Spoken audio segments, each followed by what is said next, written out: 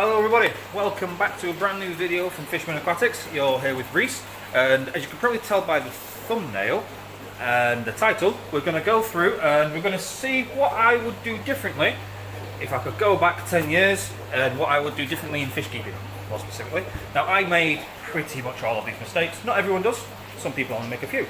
But let's just hope that you watch this video and you don't repeat the same mistakes that I made. There's a lot of them. And yes, before you get started, that is a picture of emo Mr. Fishman. You're very welcome. Right, let's go through step by step what I would do different.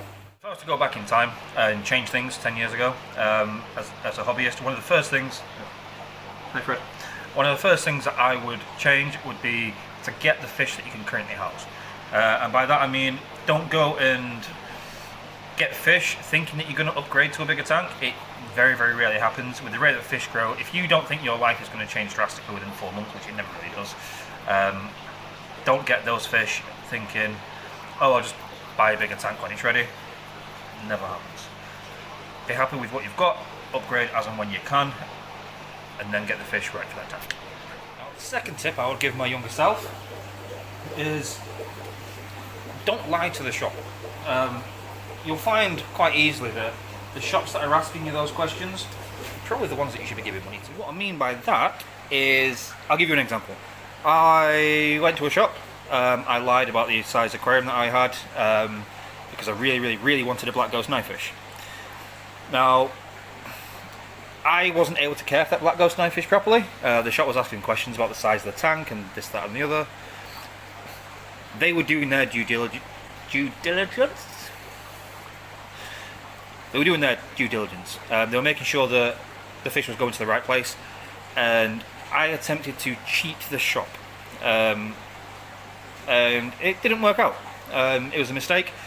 Going back in time, never would have done that. And again, if the shop's asking questions and they actually care about where the fish go to, if you go into a shop that doesn't ask those questions, doesn't want to make sure that the fish are going to the correct areas, then they're shops that genuinely don't care, they just want your money. The massive point. Don't wait for your tank to tell you when to clean it.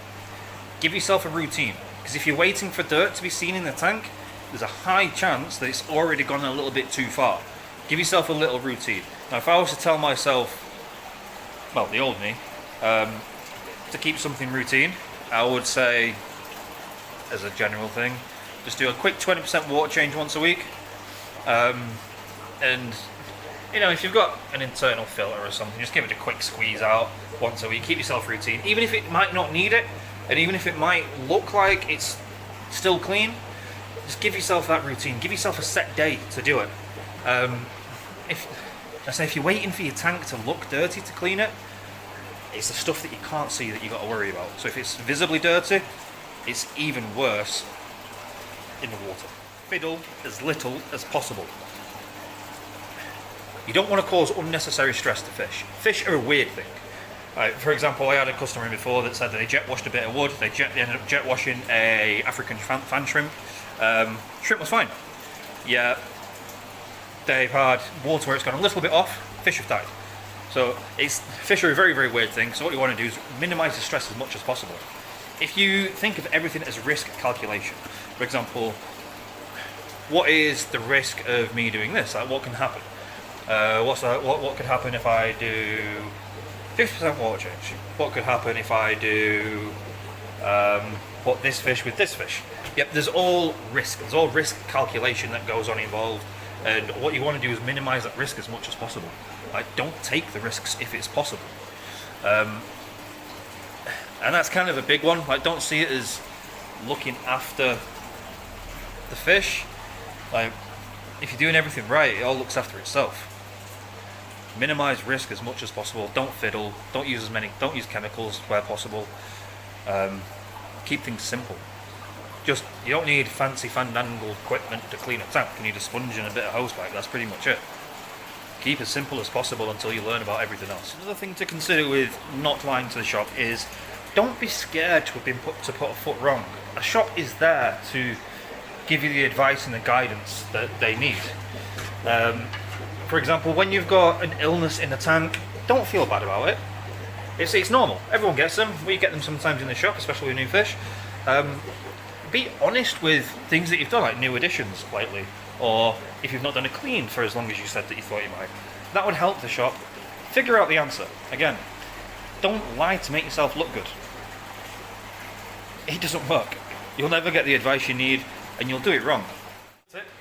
Would be get the best fish food you can. Old me would have picked up the cheapest fish food I could have found, because fish food is fish food. But it isn't. A lot of care and a lot of attention goes into what's going into fish food. And having a look yourself and researching about the kind of fish and the kind of food that they need, because all the fish are different, goes a long way. You'll have beautiful, happy, healthy fish. Like right now, they're on a frozen food day. So they're getting a mixture of Artemia, and they've already had the blood one this morning. Quality fish is done through quality food. Prepare for the fish you want to get before getting the fish and then having to get everything else. What that's going to do, that's going to save you so much time. It's going to make sure that you've got the adequate housing arrangements, filtration, lighting, food. Do your preparation first. I know it kind of touches up on don't plan for the future, but it's a little bit different in the way that younger, impulsive me would be like, oh no, it's domestic fish, I'll get it and then I'll go get a filter. No. Get everything in preparation first, get everything set up, get everything ready. Don't just rush into things. Would be fund quality shops. For example, I have seen a lot of shops that have done quality, that refuse sales, that have closed down due to people, again, going back to the first point, wanting to cheat the shop and lie and things like that. If you would not go to a shop for advice, don't go to shop for the fish. What that's going to do is that's going to keep the quality shops going for longer, and it's going to get rid of the older, rubbisher ones. It kind of goes without saying, really. If you need help from somewhere, fund them and support them. Don't look for the answers that you want. Accept the answers that you're given. For example, these guys, flower horns. Keep them on their own. Yeah, you might have seen a video one time that's got flower horns mixed in with other fish, but for every success story there's 1,000 failures. Don't go in search of the answer you're given. It's like Googling your own symptoms. You know, you'll look for the things that you want it to be, but you don't want it to be at the same time. Accept it. It doesn't work. Another very, very important point, do your research. It's a bit of a tricky one to say for certain, because you don't, unless you're going into a shop and then going away to do research on said fish, that's kind of what this point is for. Don't just go home and research fish that you want, because it's highly likely that you might not find them with the amount of fish that are in the trade. But yeah, research. Books. Online forums are not the right thing to do. They're an absolute minefield and a nightmare. Anyone can post on them. Even, I don't know, little 11-year-old Timmy that doesn't know anything can pretend to be an expert. So yeah, research, research, research.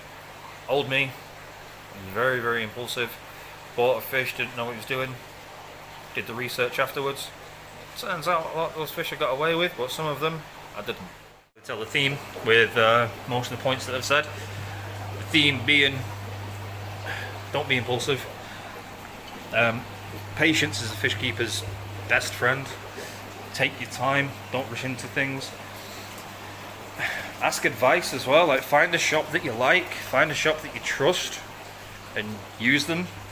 Like little things like, even if there was a shop that had fish in that I wanted, I would go and buy that shop rather than trying to get it from the one that I trusted. It's help those that help you, essentially. You know, be calm, be patient, do your research, take your time. That's the biggest one though. Take your time. There's no need to rush with fish keeping. No need to rush at all.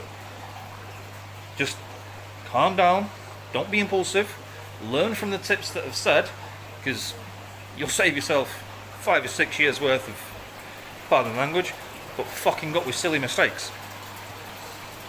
Never know. Going by these points, I say you could skip yourself ahead 5 or 6 years. Miss that little dicky stage where you're always trying to get better at the shop, because it never works out too well. And again, I've been from hobbyist to shop owner. I tell people, be honest, I'm not going to judge you. Because I know full well, I was there. I did those silly mistakes. I was the most impulsive person ever. I just go out and buy things just because I wanted to. Lie to the shop just to get the fish. Like, I was the dick that I don't like to serve. So yeah, I get it. Take your time. There's no rush of fishing.